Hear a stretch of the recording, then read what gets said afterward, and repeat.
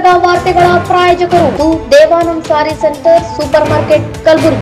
Devanand sari centre ಹಲವು ವರ್ಷಗಳಿಂದ ಕಲಬುರಗಿ ಮಹಾಜನತೆಯ ಭರವಸೆ ಗಳಿಸಿರುವ ರೇಷ್ಮೆ ಸೀರೆಗಳ ಅತಿ ದೊಡ್ಡ ಶೋರೂಮ್. ಹಬ್ಬಗಳು, ಮದುವೆ, ಉಪನಯನ ಹಾಗೂ ನಿಮ್ಮ ಮನೆಯ ಶುಭ ಸಮಾರಂಭಗಳಿಗೆ ಬೇಕಾಗುವ ರೇಷ್ಮೆ ಸೀರೆಗಳಿಗೆ ದೂರದ ಬೆಂಗಳೂರು, ಹೈದರಾಬಾದ್ ನಗರಗಳಿಗೆ ಹೋಗುವ ಅಗತ್ಯವಿಲ್ಲ. ದೇವಾನಂದ್ ಸ್ಯಾರಿ ಸೆಂಟರ್ ನೀಡುತ್ತಿದೆ exclusive silk sari collections. Devanand sari ಸೆಂಟರ್ನಲ್ಲಿ ಈಗ ಮದುವೆ ಮುಂತಾದ ಶುಭ ಸಮಾರಂಭಗಳಿಗೆ ಕಾಂಚೀವರಂ ಸೇರಿದಂತೆ wedding brocade saris, pure Dharmavaram ಸೀರೆಗಳು, ಪ್ಯೂರ್ ಬನಾರಸ್ ಸೀರೆಗಳು, pure Uppada silk, pure Ilkal ಸೀರೆಗಳು, pure fancy Gadwal silk, pure Paithani ಸೀರೆಗಳು, ಪ್ಯೂರ್ ಸಾಫ್ಟ್ ಸಿಲ್ಕ್ ಸೀರೆಗಳು ವಿವಿಧ ವಿನ್ಯಾಸಗಳಲ್ಲಿ. ಕಲಬುರಗಿಯಲ್ಲೇ ಅತಿ ದೊಡ್ಡ ಮತ್ತು ವಿಶಾಲವಾದ 10,000 ಚದುರ ಅಡಿ ಇರುವ ಏಕೈಕ ಸ್ಯಾರಿ ಸೆಂಟರ್ ದೇವಾನಂದ್ ಸ್ಯಾರಿ ಸೆಂಟರ್. ಭೇಟಿ ಕೊಡಿ. ದೇವಾನಂದ್ ಸ್ಯಾರಿ ಸೆಂಟರ್, ಕಾಮತ್ ಹೋಟೆಲ್ ಹಿಂದುಗಡೆ, ಸೂಪರ್ ಮಾರ್ಕೆಟ್, ಕಲಬುರಗಿ.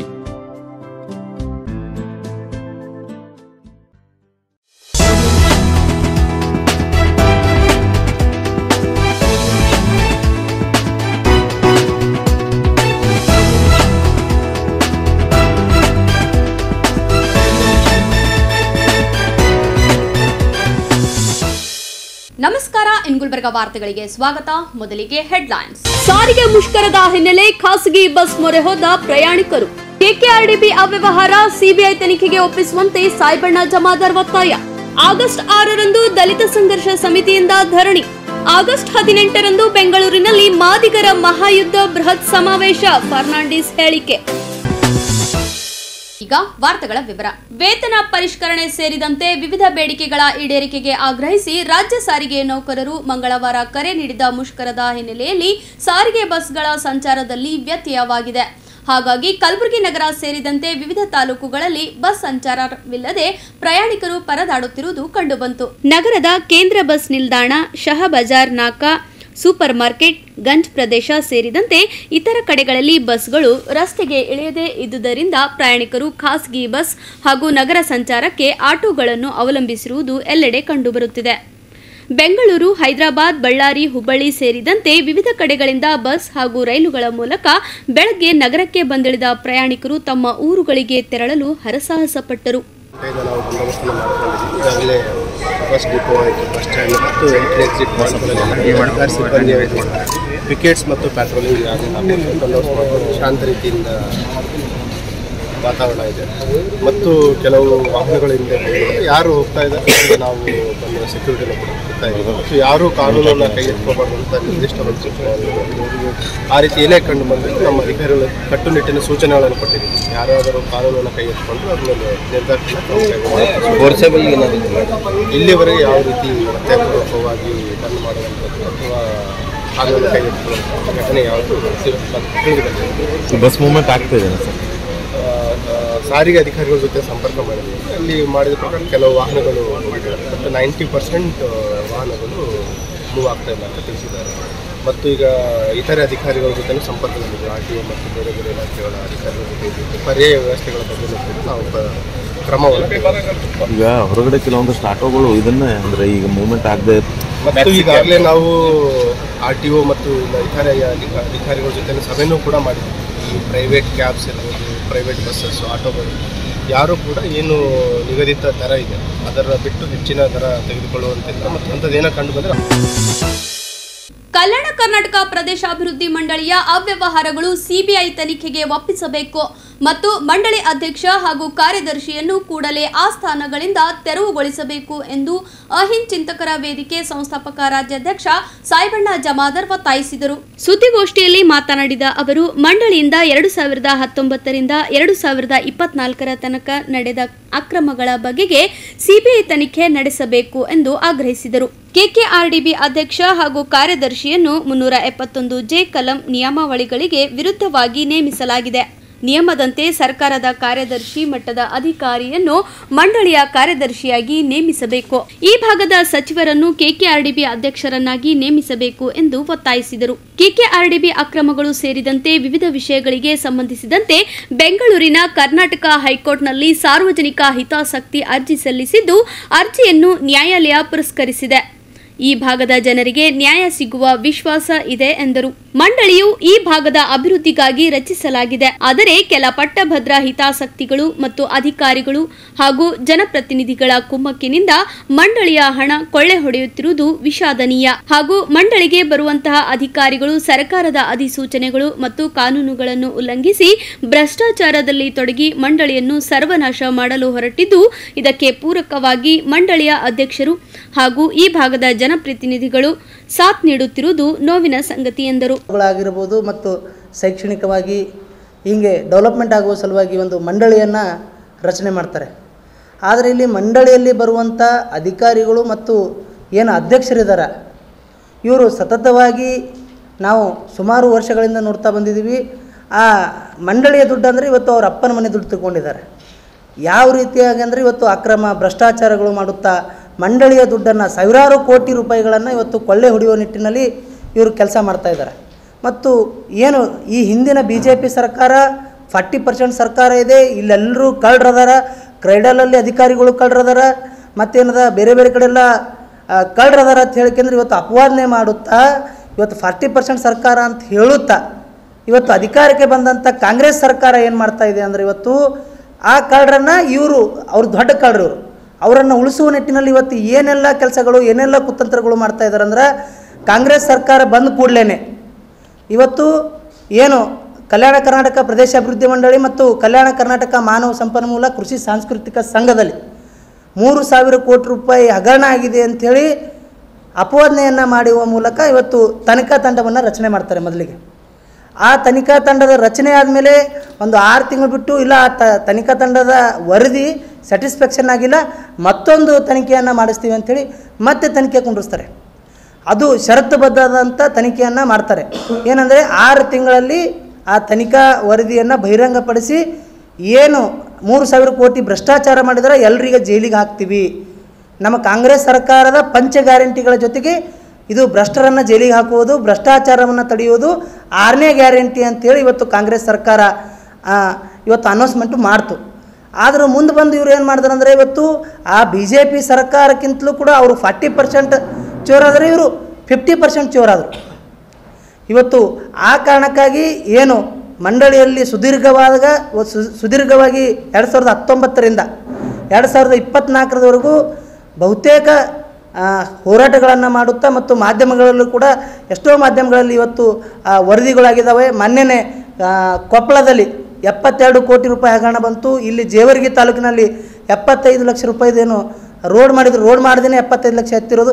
ಹೀಗೆ ಹಲವಾರು ನಿದರ್ಶನಗಳು ಇವತ್ತು ಮಾಧ್ಯಮಗಳಲ್ಲಿ ಮತ್ತು ಪತ್ರಿಕೆಗಳಲ್ಲಿ ಬಂದಿರುವಂಥ ಉದಾಹರಣೆಗಳಿದ್ದಾವೆ.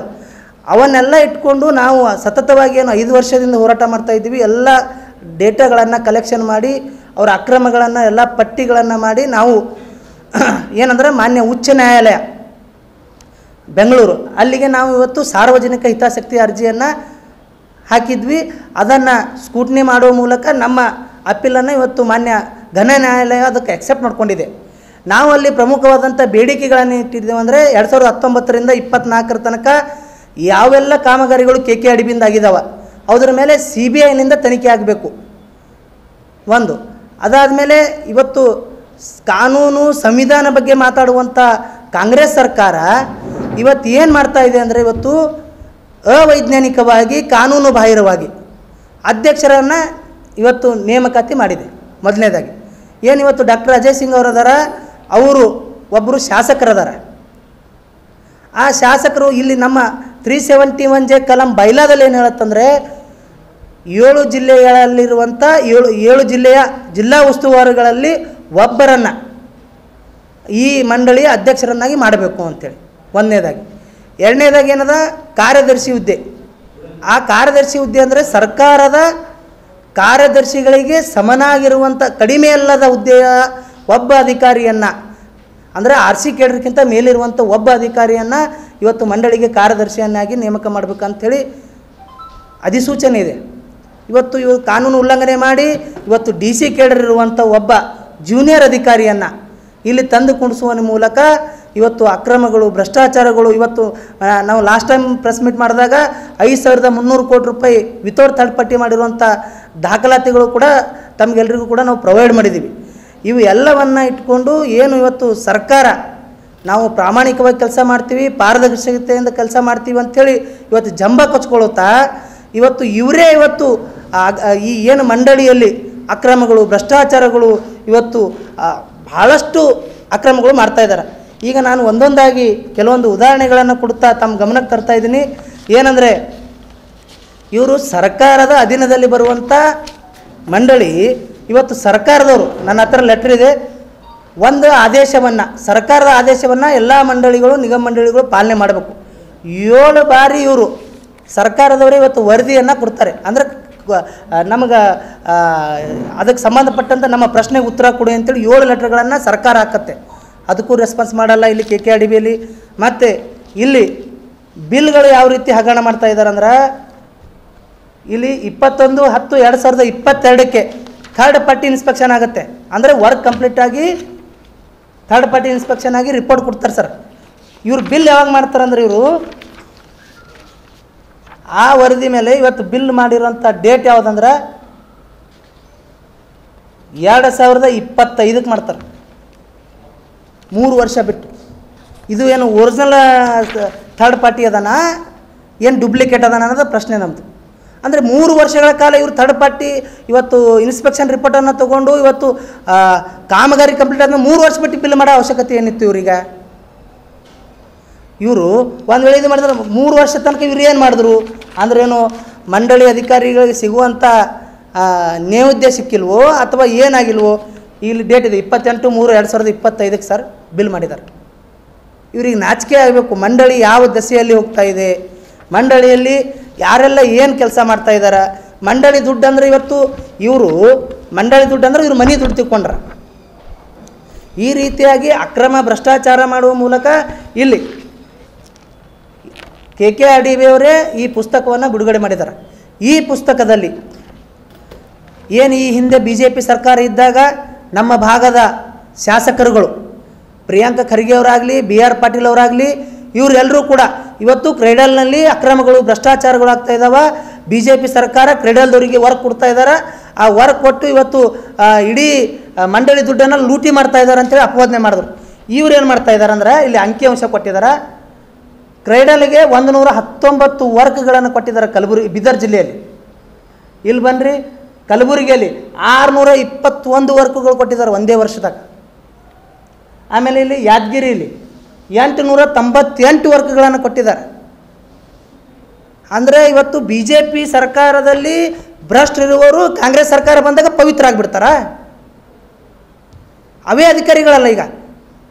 ಅಂದರೆ BJP ಸರ್ಕಾರದಲ್ಲಿ ಅಪವಿತ್ರ ಆಗಿರ್ತಾರೆ, ಇವರು ಕಾಂಗ್ರೆಸ್ ಸರ್ಕಾರದಲ್ಲಿ ಬಂದ ಕೂಡಲೇ ಪವಿತ್ರ ಮಾಡಿಬಿಡ್ತಾರೆ ಇವರು. ಆಮೇಲೆ ಇಲ್ಲಿ ಇನ್ನೊಂದು, ಈಗ ಕಲ್ಯಾಣ ಕರ್ನಾಟಕ ಮಾನವ ಸಂಪನ್ಮೂಲ ಕೃಷಿ ಸಾಂಸ್ಕೃತಿಕ ಸಂಘದಲ್ಲಿ 300 ಕೋಟಿ ರೂಪಾಯಿ ಹಗರಣ ಆಗಿದೆ. ಅಲ್ಲಿರುವಂಥ ಕಾರ್ಯದರ್ಶಿಗಳು ಮತ್ತು ಅಂಡರ್ ಸೆಕ್ರೆಟರಿ ಅಧೀನ ಕಾರ್ಯದರ್ಶಿಗಳು ಅಕ್ರಮ ಮಾಡಿದ್ದಾರೆ ಅಂಥೇಳಿ ನಮ್ಮ ಸಚಿವರು ಸಿದ್ದರಾಮಯ್ಯ ಅವ್ರಿಗೆ ಕಂಪ್ಲೇಂಟ್ ಕೊಟ್ಟು ಅದೇ ಕಾರ್ಯದರ್ಶಿನೇ ಇವರು PS ಮಾಡ್ಕೋತಾರೆ, ಪರ್ಸನಲ್ ಸೆಕ್ರೆಟರಿ. ಮತ್ತು ಏನು ಅಂಡರ್ ಸೆಕ್ರೆಟರಿ ಇರ್ತಾನೆ ಅಧೀನ ಕಾರ್ಯದರ್ಶಿಯನ್ನು ಡಾಕ್ಟರ್ ಅಜಯ್ ಸಿಂಗ್ ಅವರು PS ಮಾಡ್ಕೋತಾರೆ. ಅಂದ್ರೆ ಅಲ್ಲಿ ಭಾಳ ಕಳ್ತನ ಕಡಿಮೆ ಮಾಡಿದ್ರಿ, ನಮ್ಮ ಹತ್ರ ಬರ್ರಿ ಜಾಸ್ತಿ ಕಳ್ತನ ಮಾಡಿರಿ ಅಂತ ಹೇಳ್ತಾ ಇದ್ದಾರೆ. ಇವರು ಸುಳ್ಳು ಆಶ್ವಾಸನೆಗಳನ್ನು ಕೊಡುತ್ತಾ ಇಡೀ ನಮ್ಮ ಮಂಡಳಿಯ ದುಡ್ಡನ್ನು ಲೂಟಿ ಮಾಡಬೇಕು, ಕೊಳ್ಳೆ ಹೊಡಿಬೇಕು ಅಂಥೇಳಿ ಇವರು ಪ್ಲ್ಯಾನ್ ಮಾಡಿಕೊಂಡು ಮಂಡಳಿಯ ದುಡ್ಡನ್ನು ಕೊಳ್ಳೆ ಹೊಡಿತಾ ಇದ್ದಾರೆ. ಅದಕ್ಕಾಗಿ ಇವರಿಗೆ ನಾಚಿಕೆ ಮಾನ ಮರ್ಯಾದೆ ಅನ್ನೋದು ಇದ್ದರೆ ಇವರು ಒಂದು ಸೆಕೆಂಡ್ ಇನ್ನೊಂದು ಪೇಜ್ ಇಲ್ಲಿ ಇನ್ನೊಂದು ವಿಶೇಷತೆ ಏನಂದರೆ 2025ಕ್ಕೆ ಸರ್ ನಿಮ್ಗೆಲ್ಲರಿಗೆ ಡಾಕ್ಯುಮೆಂಟ್ಸ್ ಕೊಟ್ಟಿದ್ದೀನಿ. 10/5/2025ಕ್ಕೆ ಮಾನ್ಯ ಡಾಕ್ಟರ್ ಅಜಯ್ ಸಿಂಗ್ ಅವರ ನೇತೃತ್ವದಲ್ಲಿ ಪ್ರೊಸೀಡಿಂಗ್ ಆಗುತ್ತೆ ಒಂದು KKRDBಯಲ್ಲಿ. Second last page. ಅದರ 2ನೇ ಪೇಜಲ್ಲಿ 10ನೇ ನಿರ್ಣಯ, ಸದರಿ 3 ಸಕ್ಕರೆ ಕಾರ್ಖಾನೆಗಳಿಗೆ ಹಾಗೂ 1 ನೂಲಿನ ಗಿರಣಿಗೆ HKDB ಕಲಬುರಗಿ ವತಿಯಿಂದ ನೀಡಲಾದ ಸಾಲ ಬಂಡವಾಳವನ್ನು ಮನ್ನಾ ಮಾಡಲು ಸಹಮತಿ ನೀಡಿ ಸರ್ಕಾರ ಗಟ್ರ. ಅಂದ್ರೆ ಶುಗರ್ ಫ್ಯಾಕ್ಟ್ರಿಗಳೆಲ್ಲ ಲಾಸ್ದಾಗವ, ಇವ್ರು ರೊಕ್ಕ ಕೊಟ್ಟಕ್ಕಿಂದ್ರೆ ಅದಕ್ಕೆ ಬಿಡುಗಡೆ ಮಾಡಿಸ್ತಾರಂತ. ನಮ್ಮ ಎಷ್ಟೋ ಹಳ್ಳಿಗಳಿಗೆ ನೀರುಗಳಿಲ್ಲ, ರಸ್ತೆಗಳಿಲ್ಲ, ಒಳ್ಳೆಯ ಮೌಲ್ಯಾಧಾರಿತ ಶಿಕ್ಷಣಗಳು ಸಿಗ್ತಾ ಇಲ್ಲ, ಶಾಲಾ ಕೊಠಡಿಗಳ ಸಂಖ್ಯೆಗಳು ಕಡಿಮೆ ಅದಾವ, ಟೀಚರ್ಸ್ಗಳಿಲ್ಲ. ಇವೆಲ್ಲ ಸಮಸ್ಯೆಗಳನ್ನು ಇಟ್ಕೊಂಡು ಈ ಸಮಸ್ಯೆಗಳ ಬಗ್ಗೆ ಮಾತಾಡೋಕೆ ರೆಡಿ ಇಲ್ಲ ಇವರು. ಇವತ್ತು ಶುಗರ್ ಫ್ಯಾಕ್ಟ್ರಿಗಳು ಸಾಲ ಮನ್ನಾ ಮಾಡ್ತಾರಂತ ಇವರು. ಸರ್ ಸಾಲ ಇದರೊಳಗೆ ಐಡೆಂಟಿಫೈ ಮಾಡಿಲ್ಲ ಸರ್ ಅವರು. ಪ್ರೊಸೀಡಿಂಗ್ ಕಾಪಿ ತೊಗೊಂಡಿದ್ದೀನಿ, ಪ್ರೊಸೀಡಿಂಗ್ ಕಾಪಿಯಲ್ಲೇ ಅವರು ಪ್ರಸ್ತಾಪ ಮಾಡಿದಂತೆ ನಾನು ಹೇಳ್ತಾ ಇದ್ದೀನಿ ಸರ್. ಈಗ ಎಷ್ಟೇ ಇರಲಿ, 1 ಲಕ್ಷ ಇರಲಿ, 10 ಲಕ್ಷ, 1 ಕೋಟಿ ಇರಲಿ, ತಪ್ಪಲ್ಲ ಸರ್. ಈಗ ಶುಗರ್ ಫ್ಯಾಕ್ಟ್ರಿಗಳು ಯಾವುದಾದ್ರೂ ಲಾಸ್ ಇದ್ದಾವ? ಇವತ್ತು ಇವ್ರಿಗೆ ನಾಚಿಕೆ ಬರಬೇಕಲ್ಲ ಸರ್. ಇವರು ಸರ್ಕಾರ ನಡೆಸ್ತಾ ಇರೋದು ಯಾವ ಇದು ಉದ್ದೇಶಕ್ಕಾಗಿ? ಇವರು ಬರೀ ತಮ್ಮ ಕೊಳ್ಳೆ ಹೊಡೆಯೋದು, ಲೂಟಿ ಮಾಡೋದು, ಆ ದಲ್ಲಾಳುಗಳನ್ನು ಇಟ್ಕೊಂಡು ಏಜೆಂಟ್ಗಳನ್ನು ಪಿ ಎ ಅಂತ ಹೇಳ್ಕೊಂಡು ಇವತ್ತು ಕೋಟಿ ಕೋಟಿ ಲೂಟಿ ಮಾಡ್ತಾ ಇದ್ದಾರೆ. ಈಗ ಅದರದ್ದೊಂದು ಈಗ ಇಷ್ಟರಲ್ಲೇ ನಾವು ಕೋರ್ಟ್ ಮೊರೆಗೆ ಹೋಗ್ತಾ ಇದ್ದೀವಿ. ಕೋರ್ಟಲ್ಲೂ ಕೂಡ ಕೆಲವೊಂದು ಆಡಿಯೋಗಳು ಮತ್ತು ವಿಡಿಯೋಗಳು ಅದಾವ. ಇವರು ಯಾವ ರೀತಿಯಾಗಿ ಕಾಂಟ್ರಾಕ್ಟರ್ಗಳ ಹತ್ರ ಮತ್ತು ಈಗೇನು ಗುತ್ತಿಗೆ ಪಡ್ಕೋತಾರಲ್ಲ ಅವ್ರ ಹತ್ರ ದುಡ್ಡುಗಳನ್ನು ಯಾವ ರೀತಿಯಾಗಿ ಪರ್ಸೆಂಟೇಜ್ ಮಾತಾಡ್ತಾರೆ ಅನ್ನೋದು ಕೆಲವು ದಿನಗಳಲ್ಲಿ ಆಡಿಯೋ ಬರೋದಿದೆ. ಅವು ಕೋರ್ಟಿಗೆ ನಾವು ಸಬ್ಮಿಟ್ ಮಾಡ್ತೀವಿ. ಈ ಮೂಲಕ ಸರ್ಕಾರಕ್ಕೆ ಈಗಲಾದರೂ ನಾಚಿಕೆ ಬಂದು ಕಾನೂನು ಬಾಹಿರವಾಗಿ ಕೆಲಸ ಮಾಡೋದನ್ನು ಬಿಟ್ಟು ಕಾನೂನಾತ್ಮಕವಾಗಿ ಕಾನೂನು ಚೌಕಟ್ಟಿನಲ್ಲಿ ಕಾನೂನನ್ನು ಉಲ್ಲಂಘನೆ ಮಾಡ್ದೇನೆ ಮೊದಲು ಈ KKIDB ಅಧ್ಯಕ್ಷರನ್ನು ಇಲ್ಲಿಂದ ಕೈ ಬಿಡಬೇಕು. ಮತ್ತು ಇವರ ಅವಧಿಯಲ್ಲಿ ಇವರ ಕೋಟಾದಡಿಯಲ್ಲಿ ಹಲವಾರು ಹಗರಣಗಳಾಗಿದ್ದಾವೆ ಅನ್ನೋದು ಇದೆ. ಆ ಕಾರಣಕ್ಕಾಗಿ ಸರ್ಕಾರವೇ ಏನು ಇವತ್ತು ಜನಪ್ರತಿನಿಧಿಗಳ ನ್ಯಾಯಾಲಯ ಇದೆ, ಆ ನ್ಯಾಯಾಲಯಕ್ಕೆ ಇವರು ಕಂಪ್ಲೇಂಟ್ ಕೊಡಬೇಕು ಅಥವಾ SIT ಮೂಲಕ ಅದನ್ನು ತನಿಖೆ ಮಾಡಿಸಬೇಕು. ಆಮೇಲೆ ಏನದ ಸೆಕ್ರೆಟ್ರಿಯವರು ಇವತ್ತು ಜೂನಿಯರ್ ಕೇಡರ್ ಸೆಕ್ರೆಟ್ರಿ ಅವರು ಜಾಯಿಂಟ್ ಸೆಕ್ರೆಟ್ರಿ ಅದಾರೆ, ಸೆಕ್ರೆಟ್ರಿ ಅಲ್ಲ, ಅವ್ರ ಆರ್ಡ್ರೇ ಜಾಯಿಂಟ್ ಸೆಕ್ರೆಟ್ರಿ ಅಂತದ. ಇವತ್ತು ಬೈಲಾ ಏನು ಹೇಳತ್ತಂದ್ರೆ ಸರ್ಕಾರದ ಕಾರ್ಯದರ್ಶಿ ಏನು ಗೌರ್ಮೆಂಟು ಸೆಕ್ರೆಟ್ರಿ ಇರ್ತಾರ ಅವರ ಸಮಾನವಾದಂಥ ಹುದ್ದೆಯ ಅಧಿಕಾರಿಯನ್ನು ನೀವು ನೇಮಕ ಮಾಡಬೇಕು. ಇವತ್ತು ಯಾಕ್ರಿ ಅವ್ರಿಗೆ ಯಾಕೆ ನೇಮಕ ಮಾಡ್ಬೇಕಂದ್ರೆ ಇವತ್ತು ಸರ್ಕಾರದ ಆದೇಶಗಳನ್ನು ಇವತ್ತು ಇವ್ರಿಗೆ ಪಾಲನೆ ಮಾಡ್ಲಿಕ್ಕೆ ಬರ್ತಾ ಇಲ್ಲ. ಸರ್ಕಾರ ಅಂದ್ರೆ ಏನು? ಇವತ್ತು ಸಚಿವರು ಲಾಸ್ಟ್ ಟೈಮ್ ನಾನು ಪ್ರೆಸ್ ಮೀಟಲ್ಲಿ ಕೊಟ್ಟಿದ್ದೀನಿ, ಸಚಿವರು ಉಗಿದು ಬಿಟ್ಟಾರ. ನಿಮಗೇನು ಒಂದಾದರೂ ನಿಮಗೆ ಆದೇಶಗಳ ಪಾಲನೆ ಮಾಡೋಕ್ಕೆ ಬರುತ್ತೆ ಅಂತೇಳಿ ಪ್ರೊಸೀಡಿಂಗ್ ಕೊಟ್ಟಿದ್ದೀನಿ. ಈಗ ಮತ್ತೆ ಸರ್ಕಾರದ ಕಾರ್ಯದರ್ಶಿಗಳು ಯೋಜನೆ ಕಾರ್ಯಕ್ರಮ ಸಂಯೋಜನೆ ಸಾಂಖ್ಯಿಕ ಇಲಾಖೆಯಿಂದ ಇಲ್ಲಿ ಉಲ್ಲೇಖದಲ್ಲಿ ನನ್ನ ಹೆಸರಿದೆ 7 ಲೆಟರ್ಗಳನ್ನು ಕರೆಸ್ಪಾಂಡೆನ್ಸ್ ಮಾಡಿದ್ದಾರೆ 5 ತಿಂಗಳಲ್ಲಿ. ಒಂದಕ್ಕೂ ಇವರು ಅನ್ಸರಿಲ್ಲ. ದುಡ್ಡು ಮಾತ್ರ ಸರ್ಕಾರದಿಂದ ಬೇಕು, ಅಪ್ರೂವಲ್ ಬೇಕಾದ್ರೂ ಅಲ್ಲಿಂದ ಅಪ್ರೂವಲ್ ತರಬೇಕು ಇವರೆಲ್ಲಕ್ಕ. ಮತ್ತು ಸರ್ಕಾರ ಆದೇಶಗಳನ್ನು ಪಾಲನೆ ಮಾಡಲಿಲ್ಲ ಅಂದರೆ ಇವರು ಯಾವ ಅಧಿಕಾರಿಗಳು ಅಂತ ಅನ್ನೋದು ನನ್ನ ಪ್ರಶ್ನೆ. ಇವರು ಈ ಕುತಂತ್ರದಿಂದಲೇ ನಮ್ಮ ಇಡೀ ಹೈದರಾಬಾದ್ ಕರ್ನಾಟಕ ಏನು ಡೆವಲಪ್ಮೆಂಟ್ ಆಗಿತ್ತು, ನಾವೇನೆಲ್ಲ ಕನಸು ಕಂಡಿದ್ವಿ ಇಲ್ಲಿ ಭಾಗದ ಜನರು, ಆ ಕನಸಿಗೆ ನಾವು ಗುರಿ ತಲುಪಲಿಕ್ಕೆ ಸಾಧ್ಯ ಆಗ್ತಾ ಇಲ್ಲ. ಒಬ್ಬ ಉನ್ನತ ಮಟ್ಟದ ಅಧಿಕಾರಿ, ಒಬ್ಬ ಸಚಿವರಿಲ್ಲಿದ್ದರೆ ಅಧಿಕಾರಿಗಳು ಭಯ ಬೀಳ್ತಾರೆ, ಸರಿಯಾದ ರೀತಿಯಲ್ಲಿ ಕೆಲಸ ಮಾಡ್ತಾರೆ ಅನ್ನೋದು ನಮ್ಮ ಪ್ರಶ್ನೆ ಸರ್. ಹೋಗಿದ್ದೀವಿ ಸರ್. ಇಲ್ಲ ಸುದ್ದಿಗೋಷ್ಠಿಯಲ್ಲಿ ಮುಖಂಡರಾದ ಯಶವಂತರಾವ್ ಸೂರ್ಯವಂಶ, ವಿಜಯಕುಮಾರ್ ಮಠಪತಿ, ವಿಜಯ್ ಜಾಧವ್, MD ಅಮನ್ ಸೇರಿದಂತೆ ಇತರರು ಹಾಜರಿದ್ದರು. ಈಗ ಚಿಕ್ಕದೊಂದು ವಿರಾಮದ ನಂತರ ಮತ್ತೆ ವಾರ್ತಾ ಸಂಚಿಕೆ ಮುಂದುವರೆಯುತ್ತದೆ. ಆಗಸ್ಟ್ 6ರಂದು ದಲಿತ ಸಂಘರ್ಷ ಸಮಿತಿಯಿಂದ ಧರಣಿ. ಆಗಸ್ಟ್ 18ರಂದು ಬೆಂಗಳೂರಿನಲ್ಲಿ ಮಾದಿಗರ ಮಹಾಯುದ್ಧ ಬೃಹತ್ ಸಮಾವೇಶ. ಫರ್ನಾಂಡಿಸ್ ಹೇಳಿಕೆ.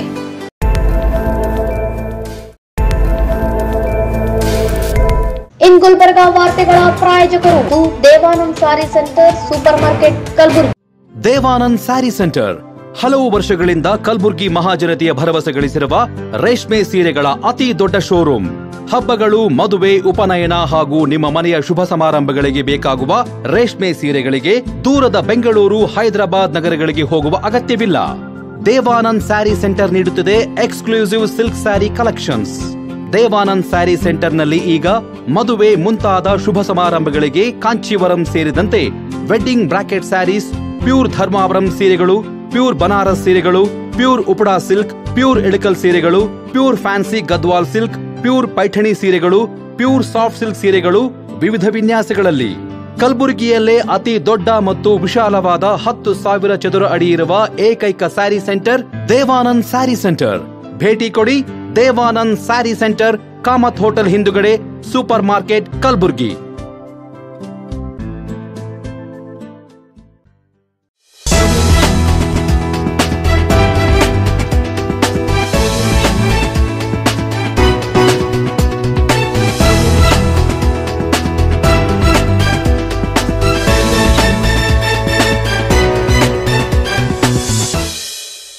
ವಾರ್ತೆಗಳಿಗೆ ಸ್ವಾಗತ. ಪರಿಶಿಷ್ಟ ಜಾತಿ ಮತ್ತು ಪರಿಶಿಷ್ಟ ಪಂಗಡಗಳ ಜನರಿಗೆ ಮೀಸಲಿಟ್ಟ ಅನ್ನದಾನವನ್ನು ಬೇರೆ ಯೋಜನೆಗಳಿಗೆ ಬಳಕೆ ಮಾಡಬಾರದೆಂದು ಒತ್ತಾಯಿಸಿ 7ರಂದು ಕರ್ನಾಟಕ ದಲಿತ ಸಂಘರ್ಷ ಸಮಿತಿ ವತಿಯಿಂದ ರಾಜ್ಯದ ಎಲ್ಲಾ ಜಿಲ್ಲಾಧಿಕಾರಿಗಳ ಕಚೇರಿಗಳ ಎದುರು ಧರಣಿ ನಡೆಸಲಾಗುವುದು ಎಂದು ಸಮಿತಿಯ ರಾಜ್ಯ ಸಂಘಟನಾ ಸಂಚಾಲಕ ಸುರೇಶ್ ಮೆಂಗನ್ ಹೇಳಿದರು. ನಗರದಲ್ಲಿ ಮಂಗಳವಾರ ಸುದ್ದಿಗೋಷ್ಠಿಯಲ್ಲಿ ಮಾತನಾಡಿದ ಅವರು, ಅಂದು ಬೆಳಗ್ಗೆ 11 ಗಂಟೆಗೆ ಕಲಬುರಗಿ ಜಿಲ್ಲಾಧಿಕಾರಿ ಕಚೇರಿ ಎದುರು ಜಿಲ್ಲಾ ಶಾಖೆಯಿಂದ ಧರಣಿ ನಡೆಸಿ ಜಿಲ್ಲಾಧಿಕಾರಿ ಮೂಲಕ ಸಿಎಂ ಸಿದ್ದರಾಮಯ್ಯ ಅವರಿಗೆ ಮನವಿ ಸಲ್ಲಿಸಲಾಗುವುದು ಎಂದು, ಇದೇ ಅಧಿವೇಶನದಲ್ಲಿ ಈ ಕುರಿತು ನಿರ್ಣಯ ಕೈಗೊಳ್ಳದಿದ್ದರೆ ಆಗಸ್ಟ್ 21ರಂದು ಬೆಂಗಳೂರಿನ ಫ್ರೀಡಂ ಪಾರ್ಕ್ನಲ್ಲಿ ಸರ್ಕಾರದ ವಿರುದ್ಧ ಪ್ರತಿಭಟನೆ ನಡೆಸಲಾಗುವುದು ಎಂದು ಎಚ್ಚರಿಸಿದರು. ಎಸ್ಸಿ, ಎಸ್ಪಿ ಮತ್ತು ಟಿಎಸ್ಪಿ 2023ರ ಕಾಯ್ದೆಯ ಕಲಂ 7C ಕೂಡಲೇ ರದ್ದುಗೊಳಿಸಬೇಕು ಹಾಗೂ ವಿವಿಧ ಇಲಾಖೆಗಳ ಮೂಲಕ ಅನ್ಯ ಯೋಜನೆಗಳಿಗೆ ಉಪಯೋಗಿಸುತ್ತಿರುವ ಅಧಿಕಾರಿಗಳ ವಿರುದ್ಧ ಕಾಯ್ದೆಯ ಕಲಂ 24ರ ಅಡಿಯಲ್ಲಿ ಪ್ರಕರಣ ದಾಖಲಿಸಿ ಕಾರ್ಯಾಗೃಹಕ್ಕೆ ಕಳಿಸಬೇಕೆಂದು ಒತ್ತಾಯಿಸಿದರು. ಅಡಿಯಲ್ಲಿ ವಿಶೇಷವಾದಂಥ ಸವಲತ್ತುಗಳನ್ನು ಅನುದಾನವನ್ನು ನೀಡುವುದರ ಮೂಲಕ ಪರಿಶಿಷ್ಟ ಮತ್ತು ಪರಿಶಿಷ್ಟ ಪಂಗಡಗಳ ಜನರ ಒಂದು ಶ್ರೇಯೋಭಿವೃದ್ಧಿಗಾಗಿ ಮೀಸಲಿಟ್ಟಿರ್ತಕ್ಕಂಥ ಹಣವನ್ನು ಇವತ್ತು ಅನ್ಯ ಯೋಜನೆಗಳಿಗೆ ಬಳಸ್ತಿರ್ತಕ್ಕಂಥದ್ದನ್ನು ನಮ್ಮ ಕರ್ನಾಟಕದಲ್ಲಿ ಸಂಘರ್ಷ ಸಮಿತಿ ಉಗ್ರವಾಗಿ ಖಂಡಿಸುತ್ತದೆ ಮತ್ತು ಸರ್ಕಾರಕ್ಕೆ ನಾವು ಇವತ್ತು ಮನವಿಯನ್ನು ಮಾಡ್ತಾಯಿದ್ದೇವೆ. ಏನು ಪರಿಶಿಷ್ಟರ ಅಭಿವೃದ್ಧಿಗಾಗಿ ಮೀಸಲಿಟ್ಟಿರ್ತಕ್ಕಂಥ SCP TSP ಹಣವನ್ನು ಅನ್ಯ ಯೋಜನೆಗಳಿಗೆ ಬಳಸದೆ ಅದನ್ನು ಸಂಪೂರ್ಣವಾಗಿ ಪರಿಶಿಷ್ಟರ ಅಭಿವೃದ್ಧಿಗಳಿಗೆ ಮಾತ್ರ ಬಳಸಬೇಕಂತ ಹೇಳಿ ಸರ್ಕಾರಕ್ಕೆ ಒತ್ತಾಯಿಸ್ತಾ ಈ ಒಂದು ಬೇಡಿಕೆಗಾಗಿ ಬರುವ ದಿನಾಂಕ 7ರಂದು ಕಲಬುರಗಿ ಜಿಲ್ಲಾಧಿಕಾರಿಗಳ ಕಚೇರಿಯ ಮುಂದೆ ಸಾಂಕೇತಿಕವಾಗಿ ಧರಣಿಯನ್ನು ಮಾಡೋದರ ಮೂಲಕ ಜಿಲ್ಲಾಧಿಕಾರಿಗಳ ಮುಖಾಂತರ ಮಾನ್ಯ ಮುಖ್ಯಮಂತ್ರಿಗಳಿಗೆ ಮನವಿಯನ್ನು ಸಲ್ಲಿಸ್ತಾ ಇದ್ದೀವಿ. ಇದು ರಾಜ್ಯ ತುಂಬ ಒಂದೇ ಅಂದರೆ ಏಕಕಾಲಕ್ಕೆ ಎಲ್ಲ ಜಿಲ್ಲಾ ಕೇಂದ್ರಗಳಲ್ಲಿ ನಡೆಯುವಂಥ ಧರಣಿ. ಮತ್ತು 2ನೇ ಹಂತದ ಚಳವಳಿಯನ್ನು ಬರುವ 21 ಆಗಸ್ಟ್ರಂದು ಬೆಂಗಳೂರಿನಲ್ಲಿ ಎಲ್ಲ ಜಿಲ್ಲಾ ಕೇಂದ್ರಗಳಿಂದ ದಸಂಸ ಕಾರ್ಯಕರ್ತರು, ಹಿತೈಷಿಗಳು ಎಲ್ಲರೂ ಕೂಡ ಬೆಂಗಳೂರಿನ ಫ್ರೀಡಂ ಪಾರ್ಕ್ನಲ್ಲಿ ಧರಣಿಯನ್ನು ಮಾಡೋದರ ಮೂಲಕ ಮತ್ತೆ ಮುಖ್ಯಮಂತ್ರಿಗಳಿಗೆ ಮನವಿಯನ್ನು ಸಲ್ಲಿಸ್ತಾ ಇದ್ದೀವಿ. ಯಾಕಂತ ಹೇಳಿದ್ರೆ ಪರಿಶಿಷ್ಟ ಜಾತಿ ಮತ್ತು ಪಂಗಡಗಳಿಗೆ ಮೀಸಲಿಟ್ಟಿರ್ತಕ್ಕಂಥ ಹಣವನ್ನು ಎಲ್ಲೂ ಬಳಸಬಾರ್ದು. ಅದಕ್ಕಾಗಿ ಅನೇಕ ಹೋರಾಟಗಳನ್ನು ಮಾಡಿ 7D ಮತ್ತು 7C ಕಲಮನ್ನು ರದ್ದುಗೊಳಿಸ್ಬೇಕಂತೇಳಿ ಅನೇಕ ಬಾರಿ ಹೋರಾಟವನ್ನು ಮಾಡಿದ್ರು ಕೂಡ ಸರ್ಕಾರ 7Dಯನ್ನು ರದ್ದುಪಡಿಸಿ 7Cಯನ್ನು ಹಾಗೆ ಉಳಿಸೋದ್ರ ಮೂಲಕ ಮತ್ತೆ ಆ ಬಜೆಟನ್ನು ಬೇರೆ ಯೋಜನೆಗಳಿಗೆ ಬಳಸ್ತಕ್ಕಂಥದ್ದನ್ನು ನಾವು ಕಾಣ್ತಾ ಇದ್ದೀವಿ. ಹಾಗಾಗಿ ಇಲ್ಲಿವರೆಗೂ ಸುಮಾರು 11 ವರ್ಷಗಳಲ್ಲಿ ಸುಮಾರು 4 ಲಕ್ಷ ಕೋಟಿಗೂ ಹೆಚ್ಚು ಅನುದಾನವನ್ನು ನೀಡಿದ್ದು, ಈ ಅನುದಾನವನ್ನು ಅನ್ಯ ಉದ್ದೇಶಗಳಿಗೆ ಬಳಸದೆ ನೇರವಾಗಿ ಪರಿಶಿಷ್ಟ ಮತ್ತು ಪರಿಶಿಷ್ಟ ಪಂಗಡದವರಿಗೆ ಕೊಟ್ಟಿದ್ದೇ ಆದರೆ ಸುಮಾರು ಎಲ್ಲ ಕುಟುಂಬಗಳಿಗೆ ಪ್ರತಿ ಕುಟುಂಬಕ್ಕೆ ಸುಮಾರು 20 ಲಕ್ಷ ಹಣ ಒದಗಿಸ್ಬೋದಾಗಿತ್ತು. ಆದರೆ ಅದನ್ನು ಮಾಡದೇ ಪರಿಶಿಷ್ಟ ಜಾತಿ ಮತ್ತು ಪರಿಶಿಷ್ಟ ಪಂಗಡದವರ ಹಣವನ್ನು ಅನ್ಯ ಯೋಜನೆಗಳನ್ನು ಬಳಸುವುದರ ಮೂಲಕ ಈ ಪರಿಶಿಷ್ಟ ಜಾತಿ ಮತ್ತು ಪಂಗಡದ ಜನರಿಗೆ ಸರ್ಕಾರ ಅನ್ಯಾಯ ಮಾಡ್ತಾ ಇದೆ ಅಂತಕ್ಕಂಥದ್ದನ್ನು ನಾವು ಇಲ್ಲಿ ಹೇಳಕ್ಕೆ ಬಯಸ್ತೀವಿ. ಮತ್ತು ಅದೇ ಅಲ್ಲದೆ ಕಳೆದ 23ರಲ್ಲಿ ಕಾಂಗ್ರೆಸ್ ಸರ್ಕಾರ ಅಧಿಕಾರಕ್ಕೆ ಬರಲಿಕ್ಕೆ ಈ ರಾಜ್ಯದಲ್ಲಿರ್ತಕ್ಕಂಥ ಎಲ್ಲ ದಲಿತ ಸಂಘಟನೆಗಳು ಮತ್ತು ಹೋರಾಟಗಾರರು BJPಯ ಒಂದು ದಲಿತ ವಿರೋಧಿ ನೀತಿಯನ್ನು ಖಂಡಿಸಿ ಈ ಒಂದು ಕಾಂಗ್ರೆಸ್ ಸರ್ಕಾರ ಅಧಿಕಾರಕ್ಕೆ ತರಲಿಕ್ಕೆ ನಮ್ಮ ಶ್ರಮ ಇದೆ ಅಂತಕ್ಕಂಥದ್ದು ಕೂಡ ಕಾಂಗ್ರೆಸ್ ಸರ್ಕಾರ ಮರಿಬಾರ್ದು ಅಂಥೇಳಿ ನಾವಿಲ್ಲಿ ಒತ್ತಾಯವನ್ನು ಮಾಡ್ತೀವಿ. ಮತ್ತು ಅದಲ್ಲದೆ 38 ಇಲಾಖೆಗಳಲ್ಲಿ ಬ್ಯಾಕ್ಲಾಗ್ ಹುದ್ದೆಗಳು ಕುರಿತು ಈವರೆಗೂ ಯಾವುದೇ ಕ್ರಮವನ್ನು ಕೈಗೊಳ್ಳದೇ ಇರತಕ್ಕಂಥದ್ದನ್ನು ಕೂಡ ನಾವು ಖಂಡಿಸ್ತೀವಿ. ಮತ್ತು ಎಲ್ಲ ಇಲಾಖೆಗಳಲ್ಲಿರ್ತಕ್ಕಂಥ ಬ್ಯಾಕ್ಲಾಗ್ ಹುದ್ದೆಗಳು ಆದಷ್ಟು ಶೀಘ್ರ ಆಯಾ ಪರಿಶಿಷ್ಟ ಜಾತಿಯಲ್ಲಿ ಬರ್ತಕ್ಕಂಥ 101 ಜಾತಿಗಳ ಜನಸಂಖ್ಯೆಗೆ ಅನುಗುಣವಾಗಿ ಭರ್ತಿ ಮಾಡಬೇಕು ಅಂತ ಹೇಳಿ ಕೂಡ ಈ ಸಂದರ್ಭದಲ್ಲಿ ಒತ್ತಾಯಿಸಿ, ಆ ಕಾರಣಕ್ಕಾಗಿ ಇವತ್ತು ಈ ಒಂದು ಕಾರ್ಯಕ್ರಮ, ನಾಳೆ ನಡೆಯುವಂಥ ಧರಣಿ ಕಾರ್ಯಕ್ರಮದಲ್ಲಿ ಜಿಲ್ಲೆಯ ಎಲ್ಲ ದಲಿತ ಪರ ಸಂಘಟನೆಗಳ ಮುಖಂಡರು, ಪ್ರಗತಿಪರ ವಿಚಾರವಂತರು, ಹೆಚ್ಚಿನ ಸಂಖ್ಯೆಯಲ್ಲಿ ವಿದ್ಯಾರ್ಥಿನಿಯರು ಭಾಗವಹಿಸಬೇಕಂತೇಳಿ ನಾನು ಈ ಮೂಲಕ ಮನವಿಯನ್ನು ಮಾಡಿಕೊಡ್ತೇನೆ. ಸುದ್ದಿಗೋಷ್ಠಿಯಲ್ಲಿ SR ಕಲ್ಲೂರ್, ಶಿವಕುಮಾರ್ ಆಜಾದ್ಪುರ್, ಗೌತಮ್ ಉಪಾಧ್ಯಾಯ, ವಿನೋದ್ ಕುಮಾರ್ ಟೈಗರ್, ಭೀಮ್ಶಾ ಖನ್ನಾ ಸೇರಿದಂತೆ ಇತರರಿದ್ದರು. ಪರಿಶಿಷ್ಟ ಜಾತಿಗಳ ಒಳ ಮೀಸಲಾತಿ ವರ್ಗೀಕರಣ ಜಾರಿಗೆ ಒತ್ತಾಯಿಸಿ 18ರಂದು ಮಾದಿಗರ ಮಹಾಯುದ್ಧ ಬೃಹತ್ ಸಮಾವೇಶವನ್ನು ಬೆಂಗಳೂರಿನ ಫ್ರೀಡಂ ಪಾರ್ಕ್ನಲ್ಲಿ ಹಮ್ಮಿಕೊಳ್ಳಲಾಗಿದೆ ಎಂದು ಮಾದಿಗ ಮೀಸಲಾತಿ ಹೋರಾಟ ಸಮಿತಿಯ ರಾಜ್ಯ ಕಾರ್ಯಾಧ್ಯಕ್ಷ ಫರ್ನಾಂಡಿಸ್ ಹಿಪ್ಪರಗಾಂವ್ ಹೇಳಿದರು. ನಗರದಲ್ಲಿ ಸುದ್ದಿಗೋಷ್ಠಿಯಲ್ಲಿ ಮಾತನಾಡಿದ ಅವರು, ಪದ್ಮಶ್ರೀ ಮಂದಕೃಷ್ಣ ಮಾದಿಗ ಅವರ ನೇತೃತ್ವದಲ್ಲಿ ನಡೆಯುವ ಬೃಹತ್ ಸಮಾವೇಶಕ್ಕೆ ರಾಜ್ಯದ ಎಲ್ಲಾ ಜಿಲ್ಲೆಗಳಿಂದ ಲಕ್ಷಾಂತರ ಜನರು ಭಾಗವಹಿಸಲಿದ್ದಾರೆ ಎಂದರು. ಮಳೆಗಾಲ ಅಧಿವೇಶನದಲ್ಲಿ ಮುಕ್ತಾಯವಾಗುವ ಮುಂಚಿತವಾಗಿ ಪರಿಶಿಷ್ಟ ಜಾತಿಗಳ ಒಳ ಮೀಸಲಾತಿ ವರ್ಗೀಕರಣ ಜಾರಿಗೊಳಿಸಬೇಕು. ಇಲ್ಲದಿದ್ದರೆ ರಾಜಧಾನಿಯಲ್ಲಿ ಹಂತ ಹಂತವಾಗಿ ಉಗ್ರ ಹೋರಾಟ ರೂಪಿಸಬೇಕಾಗುತ್ತದೆ ಎಂದು ಎಚ್ಚರಿಕೆ ನೀಡಿದರು. ಒಳ ಮೀಸಲಾತಿ ಕುರಿತು ಸುಪ್ರೀಂ ಕೋರ್ಟ್ ನೀಡಿರುವ ತೀರ್ಪಿನ ಅನುಸಾರ ತೆಲಂಗಾಣ ಮತ್ತು ಆಂಧ್ರಪ್ರದೇಶ ರಾಜ್ಯಗಳಲ್ಲಿ ಸದನಗಳಲ್ಲಿ ಅಂಗೀಕರಿಸಿ ಒಳ ಮೀಸಲಾತಿ ವರ್ಗೀಕರಣವನ್ನು ಜಾರಿಗೆ ತರಲಾಗಿದೆ. ಆದರೆ ಕರ್ನಾಟಕ ರಾಜ್ಯದಲ್ಲಿ ಸಿಎಂ ಸಿದ್ದರಾಮಯ್ಯ ನೇತೃತ್ವದ ಕಾಂಗ್ರೆಸ್ ಸರ್ಕಾರ ಒಳ ಮೀಸಲಾತಿ ವರ್ಗೀಕರಣ ಜಾರಿಗೊಳಿಸುವಲ್ಲಿ ಮೀನಾಮೇಷ ಎಣಿಸುತ್ತಿದೆ ಎಂದು ಆಕ್ರೋಶ ವ್ಯಕ್ತಪಡಿಸಿದರು. ರಾಜ್ಯ ಸರ್ಕಾರ ಕೂಡಲೇ ಒಳ ಮೀಸಲಾತಿ ಜಾರಿಗೊಳಿಸುವ ಮೂಲಕ ಖಾಲಿ ಇರುವ ಬ್ಯಾಕ್ಲಾಗ್ ಹುದ್ದೆಗಳನ್ನು ಭರ್ತಿ ಮಾಡಲು ಕ್ರಮ ಕೈಗೊಳ್ಳಬೇಕೆಂದು ಒತ್ತಾಯಿಸಿದರು. ಹೋರಾಟ ಸಮಿತಿಯ ರಾಜ್ಯ ಕಾರ್ಯಾಧ್ಯಕ್ಷನಾಗಿ ಮಾತಾಡ್ತಿದ್ದೇನೆ. ಇದೇ ಬರುವ 18ನೇ ತಾರೀಕಿಗೆ ರಾಷ್ಟ್ರೀಯ ನಾಯಕರಾಗಿರ್ತಕ್ಕಂಥ ಸನ್ಮಾನ್ಯ ಶ್ರೀ ಮಂದಕೃಷ್ಣ ಮಾದಿಗವರು ಕರ್ನಾಟಕ ರಾಜ್ಯಕ್ಕೆ ಬೆಂಗಳೂರು ನಗರದ ಫ್ರೀಡಂ ಪಾರ್ಕ್ನಲ್ಲಿ ಮಾದಿಗರ ಮಹಾಯುದ್ಧ ಅಂತೇಳಿ ದೊಡ್ಡ ಸಮಾವೇಶ ಹಮ್ಮಿಕೊಂಡಿದ್ದಾರೆ. ಈ ಕಾರ್ಯಕ್ರಮ ಇಡೀ ರಾಜ್ಯದಲ್ಲಿ ಒಂದು ಮಾದಿಗರ ಮಹಾಯುದ್ಧ ಕಾರ್ಯಕ್ರಮ ಹಮ್ಮಿಕೊಂಡಿದ್ದಾರೆ. ಕರ್ನಾಟಕ ರಾಜ್ಯದಲ್ಲಿ ಸುದೀರ್ಘವಾಗಿ ಮಂದಕೃಷ್ಣ ಮಾದಿಗರ ನೇತೃತ್ವದಲ್ಲಿ 35 ವರ್ಷಗಳಿಂದ ಹೋರಾಟ ಮಾಡ್ಕೊತಾ ಬಂದೀವಿ. ಒಳ ಮೀಸಲಾತಿಗೋಸ್ಕರ ಇಲ್ಲಿರ್ತಕ್ಕಂಥ ಸರ್ಕಾರಗಳು ಒಳ ಮೀಸಲಾತಿ ಮಾಡುವಲ್ಲಿ ಮೀನಾಮೇಷ ಮಾಡ್ಕೋತ ಬಂತು. 2 ವರ್ಷ ಕೆಳಗಡೆ ಪಕ್ಕದ ರಾಜ್ಯ ಆಗಿರ್ತಕ್ಕಂಥ ತೆಲಂಗಾಣದಲ್ಲಿ ಹೈದರಾಬಾದ್ನಲ್ಲಿ ಮಾದಿಗರ ವಿಶ್ವರೂಪ ಮಹಾ ಕಾರ್ಯಕ್ರಮ ಹಮ್ಮಿಕೊಂಡಿದ್ರು. ಆ ಕಾರ್ಯಕ್ರಮಕ್ಕೆ ಲಕ್ಷಗಟ್ಟಲೆ ಜನಸಂಖ್ಯೆ ಸಾಗರ ಬಂದಿತ್ತು. ಈ ದೇಶದ ಪ್ರಧಾನಮಂತ್ರಿಗಳು ಕೂಡ ಆ ಕಾರ್ಯಕ್ರಮದಲ್ಲಿ ಬಂದಿದ್ದರು. ತದನಂತರ ಹೋರಾಟ ಮುಂದುವರೆದು ಭಾಗವಾಗಿ ಆಗಸ್ಟ್ 1, 2024ರಂದು ಸರ್ವೋಚ್ಚ ನ್ಯಾಯಾಲಯದ ತೀರ್ಪು ಬಂದರೂ ಕೂಡ ಇಲ್ಲಿರ್ತಕ್ಕಂಥ ಕಾಂಗ್ರೆಸ್ ಸರ್ಕಾರ, ಸಿದ್ದರಾಮಯ್ಯ ಸರ್ಕಾರ ಒಳ ಮೀಸಲಾತಿ ಮಾಡುವಲ್ಲಿ ಮೀನಾಮೇಷ ಮಾಡಿಕೊಂಡು ಸುಪ್ರೀಂ ಕೋರ್ಟ್ ತೀರ್ಪಿನಲ್ಲಿ ಕ್ಲಿಯರ್ ಕಟ್ಟಾಗಿ ಹೇಳಿದ್ದಾರೆ. ಯಾವ ರಾಜ್ಯದಲ್ಲಿ ಇಂಪೀರಿಯಲ್ ಡಾಟಾ ಇದೆ, ದತ್ತಾಂಶ ಇದೆ, ಅಲ್ಲಿ ಜಾತಿ ಜನಗಣತಿ ಮಾಡುವಂಥ ಅವಶ್ಯಕತೆ ಇಲ್ಲ. ಆಲ್ರೆಡಿ ಕರ್ನಾಟಕ ರಾಜ್ಯದಲ್ಲಿ ಸದಾಶಿವ ಆಯೋಗನವರ ದತ್ತಾಂಶನೂ ಇತ್ತು, ಮಾಧುಸ್ವಾಮಿಯವ್ರ ವರದಿನೂ ಕೂಡ ಇತ್ತು. ಆದರೂ ಕೂಡ ಸಿದ್ದರಾಮಯ್ಯ ಸರ್ಕಾರ ಕುಂಟನೆ ಪಡ್ಕೊಂಡು ಜಾತಿ ಜನಗಣತಿ ಮಾಡಿಕೊಂಡು ಕಾಲಹರಣ ಮಾಡಿ 1 ವರ್ಷ ಆಯಿತು. ಆ 1 ವರ್ಷ ಆಗಿನ ಸಲುವಾಗಿ ಸನ್ಮಾನ್ಯ ರಾಷ್ಟ್ರೀಯ ಮಂದಕೃಷ್ಣ ಮಾದಿಗವರು ಬೇಸತ್ತು ಕರ್ನಾಟಕ ರಾಜ್ಯಕ್ಕೆ ಆಗಮಿಸ್ತಿದ್ದಾರೆ. ಕರ್ನಾಟಕ ರಾಜ್ಯದಲ್ಲಿ ಇದೇ 18ನೇ ತಾರೀಕಿಗೆ ಮಾದಿಗರ ಮಹಾಯುದ್ಧ ಅಂತೇಳಿ ಒಂದು ಸಮಾವೇಶ ಮಾಡ್ತಾಯಿದ್ದಾರೆ.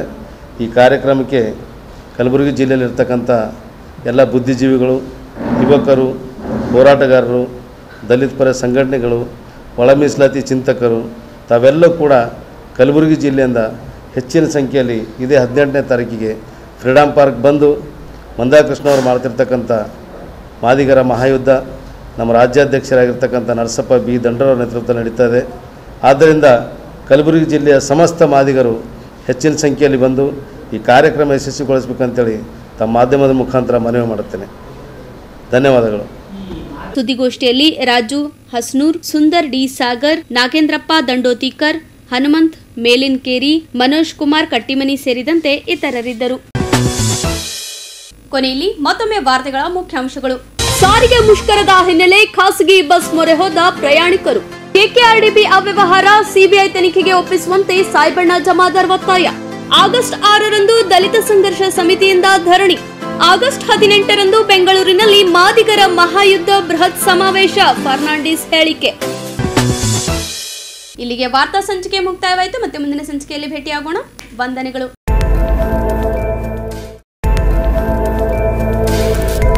ಇನ್ ಗುಲ್ಬರ್ಗಾ ವಾರ್ತೆಗಳ ಪ್ರಾಯೋಜಕರು Devanand sari centre super market Kalaburagi.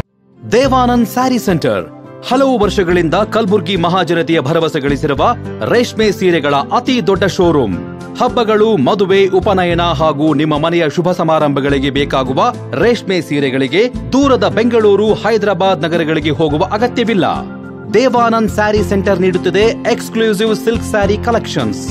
Devanand sari ಸೆಂಟರ್ನಲ್ಲಿ ಈಗ ಮದುವೆ ಮುಂತಾದ ಶುಭ ಸಮಾರಂಭಗಳಿಗೆ ಕಾಂಚೀವರಂ ಸೇರಿದಂತೆ wedding brocade saris, pure Dharmavaram ಸೀರೆಗಳು, ಪ್ಯೂರ್ ಬನಾರಸ್ ಸೀರೆಗಳು, pure Uppada silk, pure Ilkal ಸೀರೆಗಳು, pure fancy Gadwal silk, pure Paithani ಸೀರೆಗಳು, ಪ್ಯೂರ್ ಸಾಫ್ಟ್ ಸಿಲ್ಕ್ ಸೀರೆಗಳು ವಿವಿಧ ವಿನ್ಯಾಸಗಳಲ್ಲಿ. ಕಲಬುರಗಿಯಲ್ಲೇ ಅತಿ ದೊಡ್ಡ ಮತ್ತು ವಿಶಾಲವಾದ 10,000 ಚದುರ ಅಡಿ ಇರುವ ಏಕೈಕ ಸ್ಯಾರಿ ಸೆಂಟರ್ ದೇವಾನಂದ್ ಸ್ಯಾರಿ ಸೆಂಟರ್. ಭೇಟಿ ಕೊಡಿ. ದೇವಾನಂದ್ ಸ್ಯಾರಿ ಸೆಂಟರ್, ಕಾಮತ್ ಹೋಟೆಲ್ ಹಿಂದುಗಡೆ, ಸೂಪರ್ ಮಾರ್ಕೆಟ್, ಕಲಬುರ್ಗಿ.